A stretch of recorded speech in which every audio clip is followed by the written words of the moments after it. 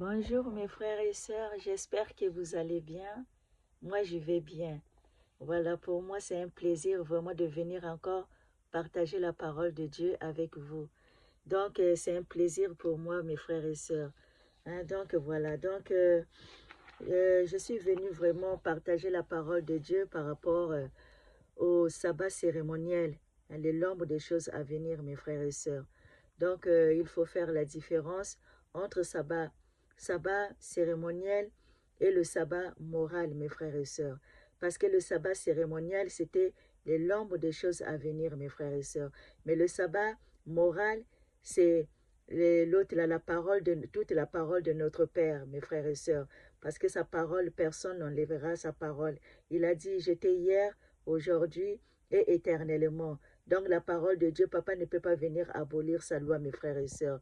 Donc le sabbat du 7e jour, c'est ce qui est dans le 10 commandements de Dieu et c'est depuis la création, mes frères et sœurs. Donc là, je suis venu éclaircir par rapport au sabbat cérémoniel les nombres des choses à venir. Voilà, mes frères et sœurs. Donc, on va lire dans Colossiens chapitre 2, versets 16 à 17.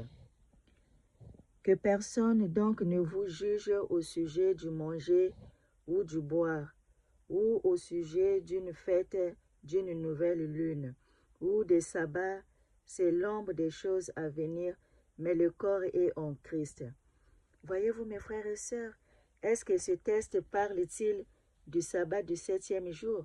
Non, ce texte parle des sabbats annuels de la loi cérémonielle, c'est-à-dire les fêtes juives de l'Ancien Testament, mes frères et sœurs. Donc, on va lire encore dans Lévitique chapitre 23, versets 23 à 24. L'Éternel parla à Moïse et dit, « Parle aux enfants d'Israël et dis le 7e mois, le premier jour du mois, vous aurez un jour de repos, publie au son des trompettes et une sainte convocation. » Voilà mes frères et sœurs. Donc ça c'était les nombres de choses à venir. Maintenant, le corps est maintenant en Jésus-Christ. Parce que notre Père, il était venu pour ôter les péchés qu'on était condamnés, mes frères et sœurs. Donc, comme les fêtes juives, les traditions, les coutumes, les sacrifices perpétuels, voilà, donc lui-même, maintenant, papa est venu accomplir tout ça.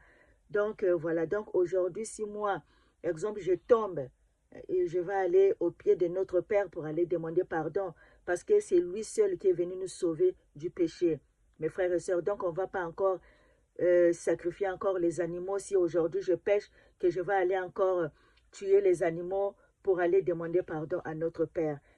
Mais c'est pour ça, l'agneau, c'est lui-même l'agneau qui est venu ôter du péché du monde, mes frères et sœurs. Donc, toutes ces choses-là, c'était l'ombre des choses à venir. C'est pour ça la parole nous dit que le corps maintenant est en Christ. Donc, voilà. Donc, ça n'a rien à voir avec le sabbat moral. Parce que le sabbat moral, c'est ce qui est depuis la création. C'est ce qui est dans le 10 commandements de Dieu. Parce que la parole de Dieu, personne ne peut pas enlever ça. Parce que lui, il a dit, toute chose passera, mais mes paroles ne passeront point.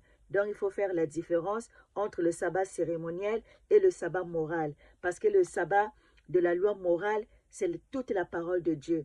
Donc, c'est ça qu'on va suivre, mes frères et sœurs. Mais on ne va pas faire des traditions, on ne va pas faire des coutumes, on ne va pas encore sacrifier encore les animaux, mes frères et sœurs. Donc, le corps est maintenant en Jésus-Christ. Donc, on va suivre sa parole.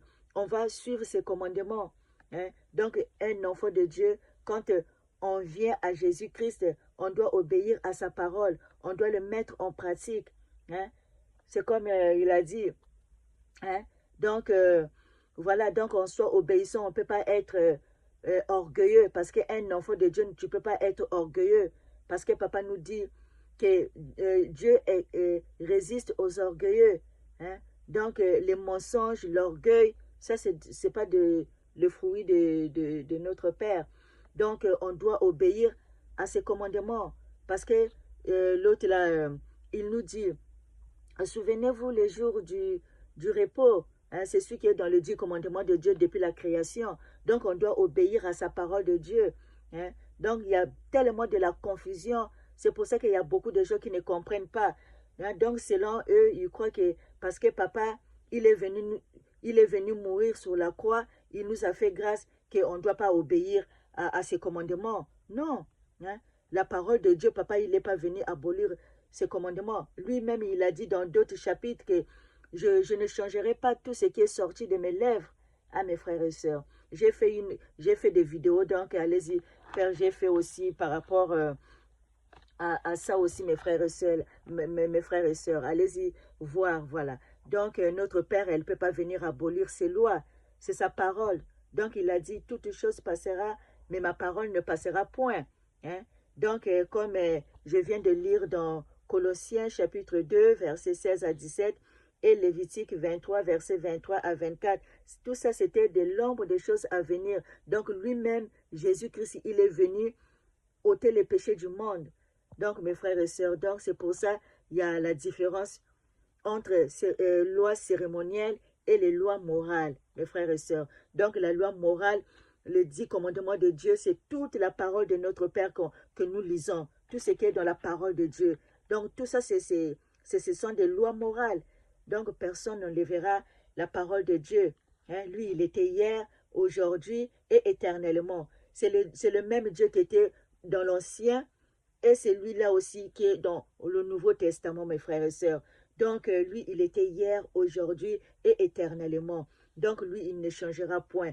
C'est à nous de changer. C'est nous de changer nos caractères.